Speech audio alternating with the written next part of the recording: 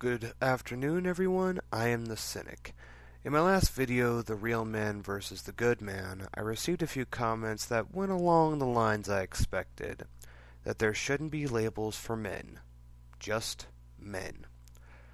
While in the objective sense this would be all fine and good, if the human male is over the age of 18/past puberty, he is objectively a man, adult male, regardless of characteristics such as, but not limited to, maturity, financial stability, marital status, paternal status, and so on and so forth.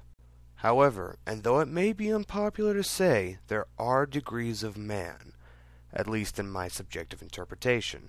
Now, before I get all the flame and scorn, hear me out. Here we will go into subjective interpretation, universal concurrence, and objective fact. Objective analysis or information is to focus on the facts and the incontrovertible.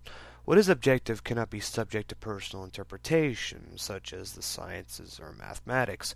One cannot say 2 + 2 = fish and then claim that it's the truth simply because, well, that's the way they see it. Well, they can, but those are the kind of people that you smile at gently and slowly back away from, hoping that the men in the clean white coats are somewhere nearby. They're coming to take me away! Aha! Next up, subjective interpretation. Subjective interpretation is essentially judgment based on someone's personal perception. I've put the dictionary definition on the screen, but with the dictionary definition of feminism being what it is, I feel it best to also give my own 2 cents on its explanation. Now, when it came to the good, decent, great, and real man from my last video, all 4 were based off my own subjective interpretation, or what I personally thought them to be, with only the fact that there was a person with a penis who was over the age of 18 holding any objective groundings. Even the universally acclaimed real man nonsense, while others may try to paint him as an objective truth, is still nothing more than a subjective imaginary icon whose characteristics will vary from person to person, this assuming that the idea was ever meant to be taken as a serious aspiration and not as a simple shaming tactic. Could have seen what a real man looks like. And lastly, universal concurrence.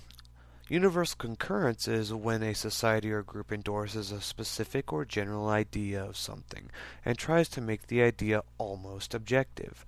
If you asked around, I'm fairly certain many would tell you that rape is an objective evil. But, and yet again, with the unpopular reality, that's not the case. If just one person thinks that rape is not an objective evil, then rape becomes a subjective evil. Universally held, yes, but still non-objective nonetheless. If it were objective, then nobody could think it morally okay. But while I don't want to get too much into moral objectivism, I'll just leave it at this. Morality is an abstract concept. It, like the concept of rights, holds no solid basis in anything concrete. All morality is subjective to interpretation, and thus cannot be objective so long as free perspective and individuality exists. Universal does not equate to objective. To summarize, subjective equals personal interpretation. To one, a sandwich may taste good. To another, it may not. Universal equals majority collective correlation of personal interpretation. Most everyone thinks rape is bad, but not everyone, not every single person. Objective equals factual, non-subject to interpretation. In mathematics, 2 + 2 = 4, incontrovertible, unless you want to get, one of those out there. In conclusion, I don't mean to cast aspersions onto any other person's definition of what it is and what it means to be a man. Aside from the objective dick and adulthood, any other interpretation is personal and you are entitled to it. However, I too am entitled to my own view of him as well. Disagree? Good. I like men who don't agree with me simply for the fact that I'm speaking. I like free perspective and opinions. Broadens my horizons and makes me think a little bit more critically.